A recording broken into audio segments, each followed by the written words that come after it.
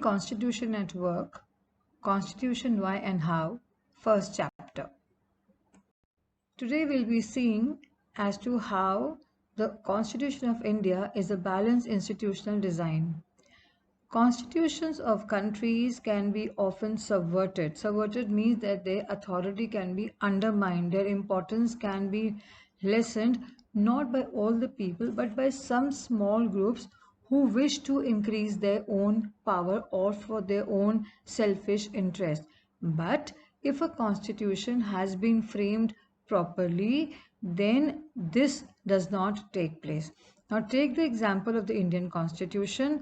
The Indian Constitution has divided or fragmented powers between different institutions.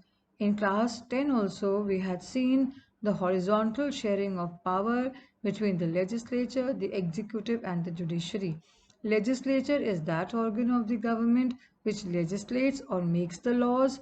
The executive is that organ of the government which puts those laws made by the legislature into practice, it executes the laws, and the judiciary is there to solve different categories of conflicts or disputes. Despite this, we also have an independent election commission also. The powers between the legislature, the executive and the judiciary have been divided in such a way that there is a theory of checks and balances among them. No organ of the government interferes in the working of the other, but through the theory of checks and balances, the balance between the legislature and executive and judiciary is maintained. One aspect of an intelligent institution design is the theory of checks and balances, or the horizontal distribution of power between the legislature, the executive and the judiciary.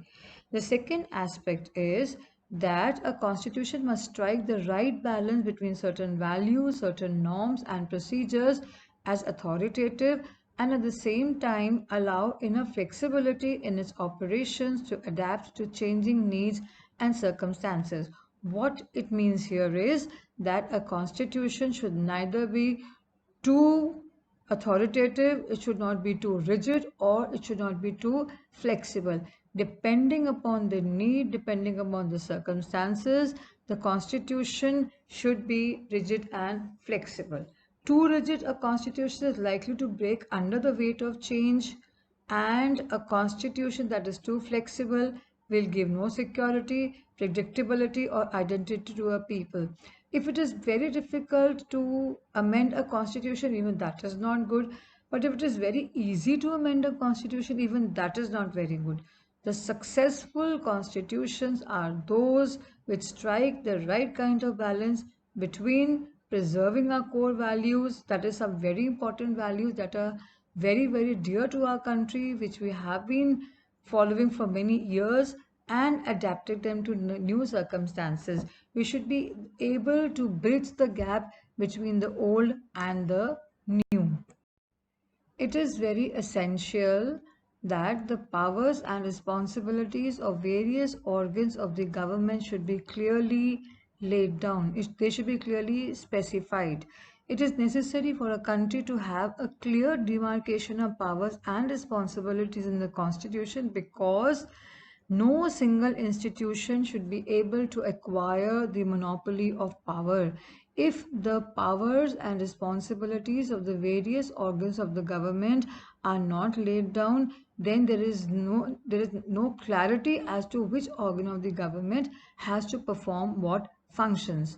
But in case if one particular organ of the government tries to surpass its limits, transgression means move away from what it is doing, interfering in the other's business or not doing its work, then the other institutions can keep a check on it. To specify who plays important role in decision making powers, what kind of decisions have to be taken and how these decisions have to be taken, all these are clearly mentioned in the constitution. It shows how the government will be constituted. It shows how the governments will be formed and what kind of work the governments would be doing. It also lays down some limits on the government and citizens, both which are fundamental in nature and which should not be trespassed by the government and citizens. The constitution is supreme. That is the most important law of the country, and every citizen of the country has to abide by it.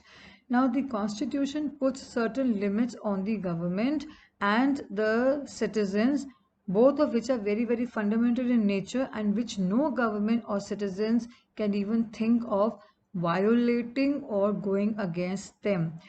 Whichever government comes to power, wherever the government comes to power, at whichever level, maybe central level, maybe state level, maybe local level, all the governments have to make laws which are according to the constitution.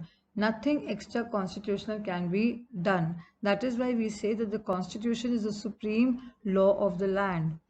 The Constitution shows how organs of government are interrelated, along with the demarcation of powers of institutions like legislature, executive, and judiciary, as well as the other bodies like even the Election Commission of India.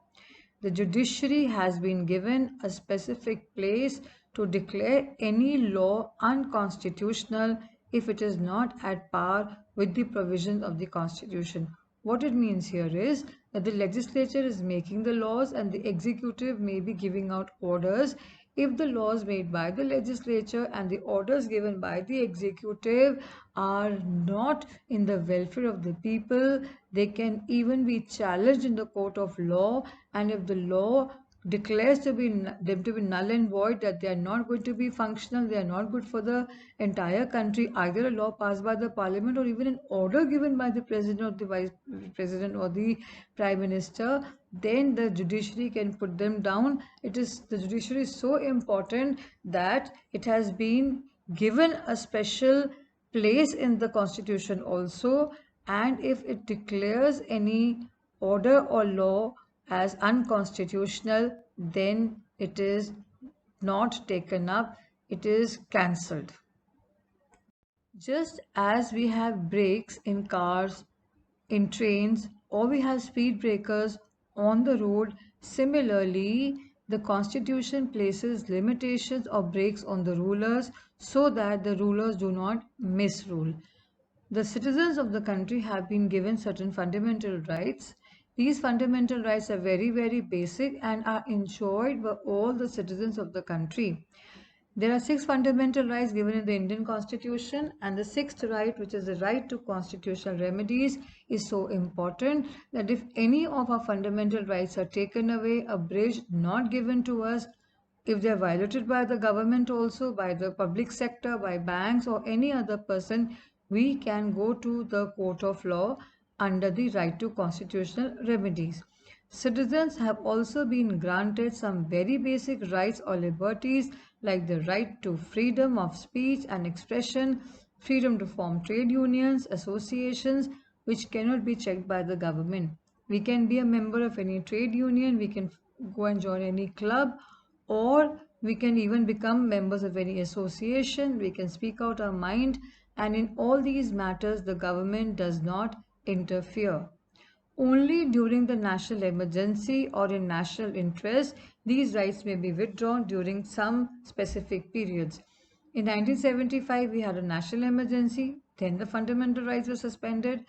Lately, during the lockdown period also, the people were not allowed to do as they please because that was also an emergency of another kind. It is necessary for a constitution to place limitations on the rulers, otherwise they may turn to be a dictator and may overlook the people's interest, but the constitution guards and controls the rulers. In many countries, we have seen that the heads of the countries, the rulers, used to change or amend the constitution to increase their powers manyfold.